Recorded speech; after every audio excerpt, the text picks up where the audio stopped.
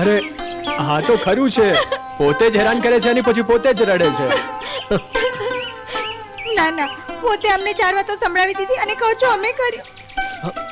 મેં ક્યાં કઈ કીધું છે? ના ના, અમે મોટા માણસ, તમે નાના માણસ, આ બધું અમે બોલ્યા હતા. અમે ભગવાનને થોડી કીધું હતું કે અમને ઠાકોરના ઘરે જન્મ આપજો, જેથી દેવ અને રાધા અમને વાતો સંભળાવે. વાહ વાહ વાહ, આ કેવું કહેવાય? બંનેને લડે મોટી બા અને બંને ભાઈ બહેન અમારા ઉપર ગુસ્સો કાઢે. આ તો મોટી બાઈ કીધું હતું કે જા બોલાવી લાવો, નહીં તો અમારો ઠેંગો આવે બોલાવવા. એક તો સવારના ભૂખ્યા છીએ અમે, એટલે તમને કહું કે પહેલા નાસ્તો કરી લો, તો ઉપાડીને માટીમાં નાખી દીધો. હવે સમજ પડી, આ ભૂખ લાગી છે એનું રડવું આવે છે. લો ખાઈ લો. અમારે નથી ખાવું, અમારા તરફથી આ માટીમાં નાખી દો. અમારે શું? એમ ના ચાલે, લો ખાઈ લો. ના પાડીને નથી ખાવું. તો જબરદસ્તી કરું? દેવ, અમે બચકું ભરી લઈશું. લો ભરો બચકું.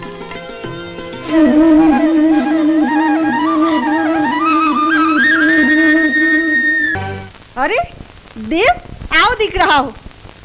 કે જય માતાજી. તે દિવસે તે કહ્યું ને કે તું દેવ છે. તે દિવસે મેં કહ્યું હતું કે હું દેવ છું, પણ તમે અરે પણ એમ તે કઈ ઓળખાણ થોડી પડે. તારે કેવું જોઈએ કે તું કરુણા શંકરજીનો દીકરો છે. હા. તો હું તને તરત જ ઓળખી જાત. શારદા વહુ, આ દેવ છે, કરુણા શંકરજીનો દીકરો.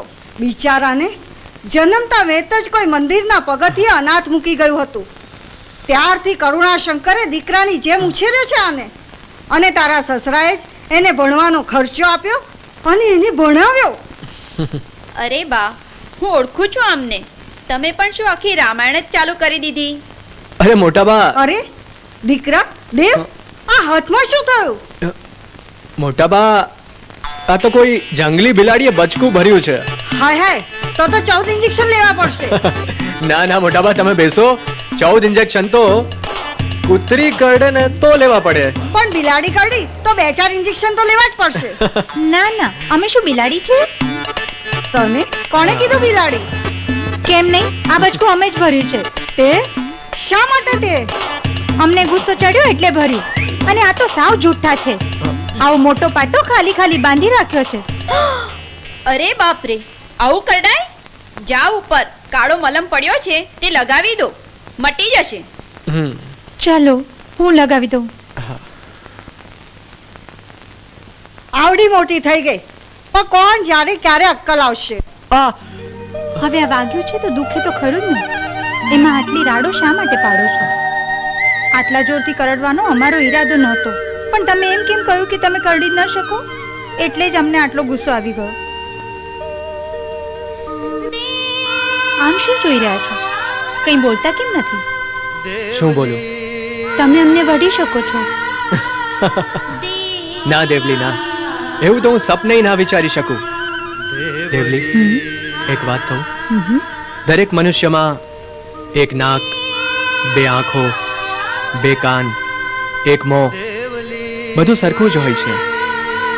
પણ ન જાણે કોઈ એક વ્યક્તિ એટલી ગમવા લાગે છે કે એના વગર જીવવું બહુ જ મુશ્કેલ થઈ જાય છે, અને એના માટે જીવ દેવાનું મન થઈ જાય છે.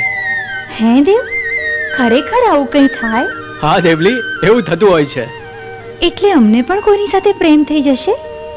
દેવલી, આ વાત સાચી છે. આ દુનિયામાં પ્રેમ વગર કોણ રહી શક્યું છે? ના તો આ દુનિયા બનાવનાર, ના તો આ દુનિયામાં રહેનાર. પ્રેમ કર્યા પછી તો જીવન જીવવાનો નવો ધ્યેય મળી જાય છે.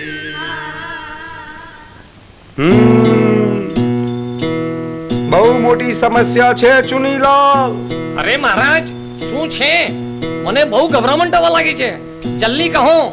આ વર્ષે શનિ મહારાજ ભારી દશામાં ચાલી રહ્યા છે.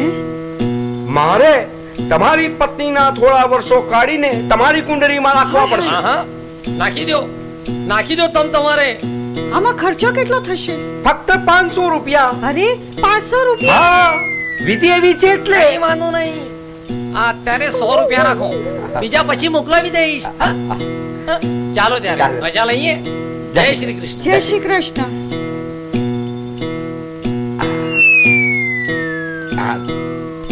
મહારાજ આ 20 રૂપિયા બીજા રાખો. મહારાજ જ્યારે ઉંમર માટે આમ તેમ કરી જ રહ્યા છો તો 20-25 વર્ષ મારી અંદર ઉમેરી દેજો. આ બહેરાની યાદ વધારે જીવીને શું કરશે? આહા, તમે ચિંતા ના કરશો, હા. હું બિલકુલ એવું જ કરીશ. જય શ્રી કૃષ્ણ. જય શ્રી કૃષ્ણ, જય શ્રી કૃષ્ણ, જય શ્રી કૃષ્ણ.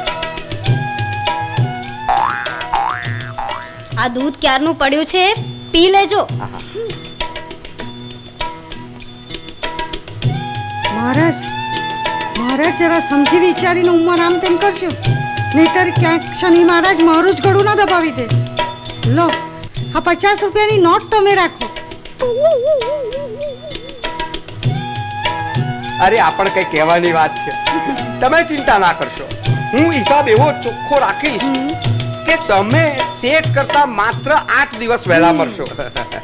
હવે તમે જ નહીં રહો તો પછી શેઠને જીવીને શું કામ છે? તમે ચિંતા ના કરશો. જય શ્રી કૃષ્ણ, જય શ્રી કૃષ્ણ. હા.